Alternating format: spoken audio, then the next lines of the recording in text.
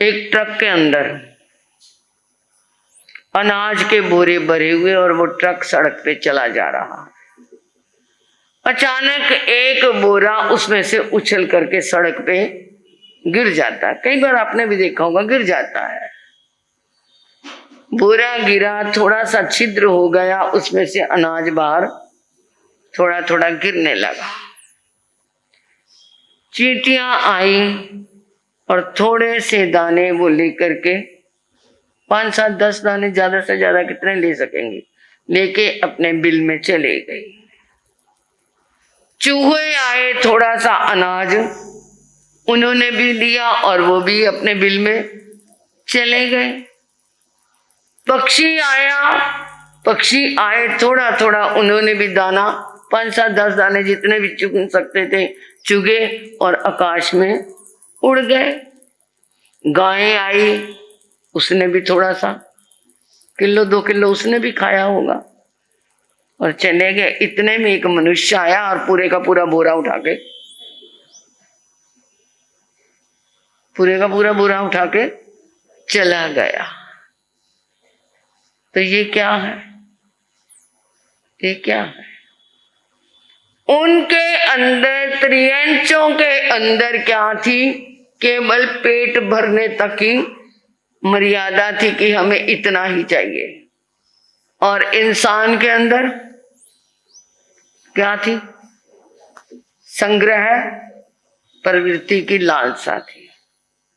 उसके अंदर संग्रह प्रवृत्ति की लालसा थी। एक बार कृष्ण जी से अर्जुन ने पूछा, प्रभु जहर किसे कहते हैं? जहर क्या है?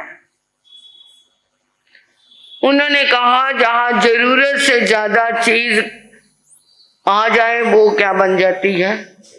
जहर बन जाती है। पेट में ही देख लो, जितना खाने की जरूरत है उससे ज्यादा खा ले, ओवर ईटिंग कर ले तो क्या हो जाता है? जहर बनके, वो कहते हैं ना, डिहाइड्रेशन हो गया, फूड पॉइजन हो गया। जो जितनी जरूरत से उससे ज्यादा खा लिया तो या वोमिटिंग हो जाएगी या फिर लूज मोशन लग जाएंगे। तो वो क्या बन गई उसके लिए? जो ताकत देने वाली चीज थी वही क्या बन गई उसके लिए? जहर बन गई। किसी जगह पर क्या है, गैस इकट्ठी हो जाती है। एक बार हमने भी देखा, एक बोतल के अंदर शरबत था। अपने बिरागनों के पास, लुधियाने की बात है, मेरा एक्सीडेंट हुआ था, मैं तो हॉस्पिटल में थी। तो वो उन्होंने शरबत बोतल में रख छोड़ा, थोड़े दिन के बाद वो बोतल अपने आप ही उठ गई। इतनी उसमें गैस इकट्ठी हो गई कि वो अपने आप ही उड़ती रही। और ये मेरे को आके बताती, महाराज जी ऐसे बोतल उड़ गई, क्या हो गया, कोई भूत आ गया? मैं कुछ नहीं, उसके अंदर गैस इकट्ठी हो गई। तो ये क्या है? उसके अंदर ज्यादा ओवर हो गया। तो वो भी क्या है, ऐसे ज्यादा जरूरत से ज्यादा, किसी की जरूरत से ज्यादा हेल्प भी करो ना तो ये भी नुकसान है। क्योंकि वो क्या बन जाएगा, उसको क्या है, आदत पड़ जाएगी मांगने की।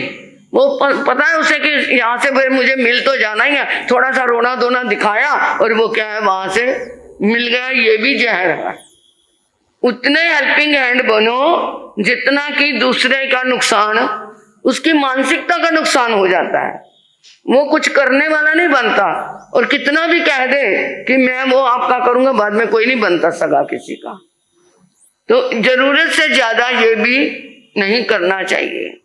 एक सांप होता है और एक शेर होता है, पेट दोनों ही भरते हैं, परंतु सांप क्या है, दिन में कितने जनों को डंक लगवा दो वो लगाता रहेगा। जो आ गया सामने उसको डंक लगाता रहेगा और औरों को भी ढूंढेगा कि किस किस को मैं लगाऊं, जहां भी कोई मिलेगा डंक लगा देंगे। परंतु जो शेर है, एक बार उसने शिकार कर लिया, दोबारा वो किसी पे भी अटैक नहीं करता। ये इधर सवाई माधोपुर की तरफ जाओ, वहां पर एक फॉरेस्ट बना हुआ है, वहां पे वो क्या है, देखने के लिए जाते हैं जंगल के अंदर जो शेर आदि होते हैं। तो क्या है, वो शिकारी वो जो कर्मचारी थे वो शेरों के साथ आराम से चल रहे थे, और जो गाड़ियों में बंद शीशे करके देख रहे थे वो डर रहे थे इनको काटेगा तो नहीं।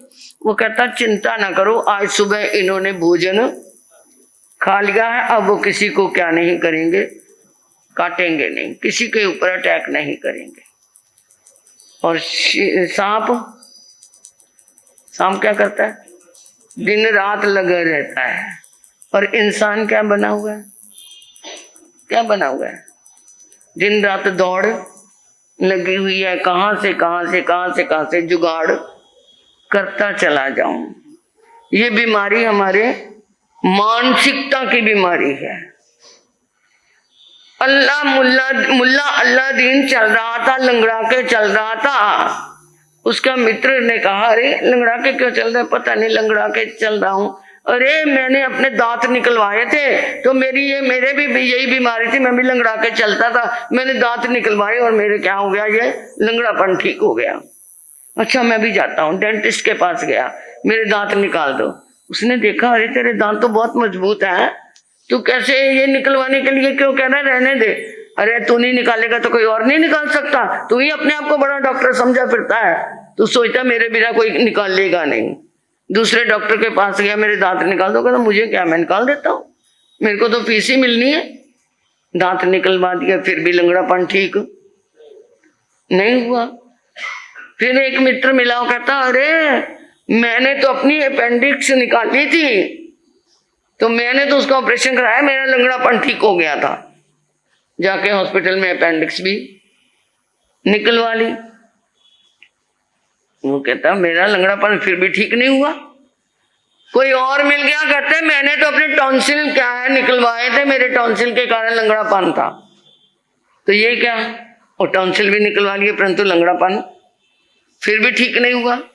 एक दिन बाजार में से लंगड़ा के चल रहा था, मोची के दुकान के पास से निकला। मोची ने कहा सेठ साहब आपके जूते में कील है, दो मैं कील निकाल देता हूं।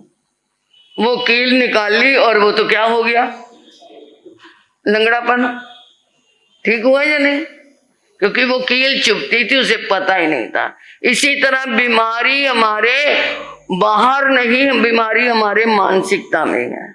हम बाहर की उलझनों में इतना उलझ चुके हैं, बाहर की संग्रह प्रवृत्ति में इतना आ चुके हैं कि हमारा लंगड़ापन क्या नहीं हो रहा, ठीक नहीं हो रहा। बीमारी और है मैनू सियाने और दस देने, पंजाब में आती है कविता कि बीमारी और है मैनू सियाने और दस देने। पंडित कुछ और बताते हैं, डॉक्टर कुछ और बताता है, ज्योतिषी कुछ और बताता है। ज्योतिषी कहता तेरा शनि का ग्रह खराब है, तू क्या करा कर, पीपल के तेल चढ़ा के आया कर। डकौत कहता है तू तेल का दान किया कर। डॉक्टर कहता है तू ये टीके लगवा ले। यानी बीमारी कहीं है और इलाज कहीं और चल रहा है। इन सब बीमारियों का इलाज अब हमारे आ रहा है, आ रहा है, हाँ? कौन से दिन आ रहे हैं, तप और त्याग के दिन आ रहे हैं। कुछ बाहर से लेना नहीं, अंदर से हमें पाना है। बाहर से नहीं, हमें अंदर से पाना है। बाहर से खाना नहीं बल्कि खाए हुए को पचाना है। उसके लिए हमें क्या करना है, तप और त्याग के लिए। जिससे उपवास नहीं होता वो आइमिल कर ले, आइमिल नहीं होता है काशना कर ले। अरे कुछ नहीं होता तो जाप के अंदर ही अपना एक एक घंटा दे दे, क्योंकि जप जा जकारा जन्म विच्छेदिका पाप विकारा पाप विनाश का। जन्म मरण का भी विच्छेदन हो जाता है जब हम शुद्ध हृदय से जाप करते हैं। पापों का नाश होता है। एक घंटा शुद्ध मन से जाप किया, ये नहीं ले मेरा नाम लिख दिया, अब तो मैंने प्रतिक्रमण का समय था। अरे प्रतिक्रमण तुमने क्या है किया, उसमें सुन लिया तो वो है, परंतु अगर जप के अंदर आपने वो घंटा शुद्ध मन से अरिहंत सिद्ध आचार्य उपाध्याय साधु की आराधना साधना उपासना कर ली तो उस समय पाप विनाश कर पापों का नाश होगा।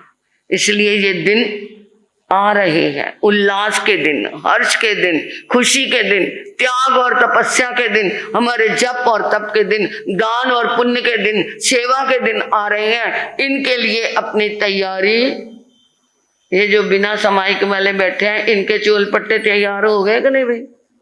हैं? बहने तो मेरी सारी क्या है, मुंह पत्ती लगा के बैठी हुई है, सारी देख लो निगाह करके आप। और आप कर लिए अपनी समाइक की तैयारी कि नहीं? नाम तो मैंने लेती है ना, वे महाराज जी ने हमारा नाम ले लिया और कल को आना ही छोड़ दे।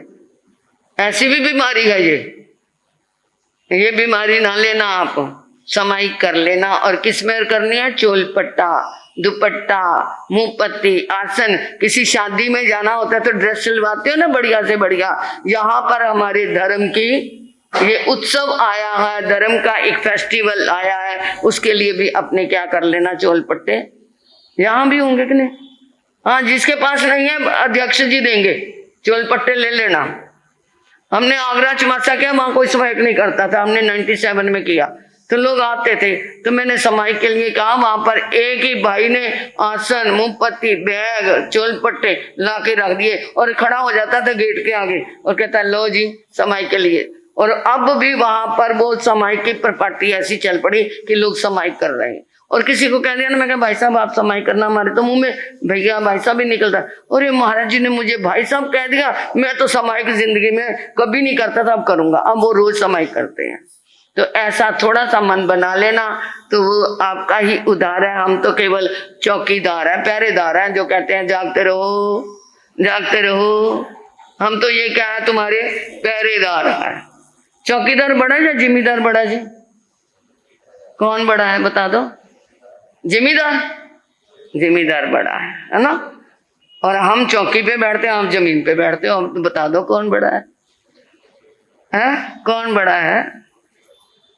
हम चौकीदार हैं। आपके लिए सुरक्षा का कवच, ये पोजीशन पर हो, सुरक्षा का कवच आ रहा है और उसके अंदर हम पहरेदार बन करके कहते हैं जाग जाओ जाग जाओ जाग जाओ। जागोगे तो अपना घर बाहर के चोरों से बचा लोगे, पोजीशनों में जागोगे तो आत्म धन को बचा लोगे। इन्हीं भावनाओं के साथ उस समय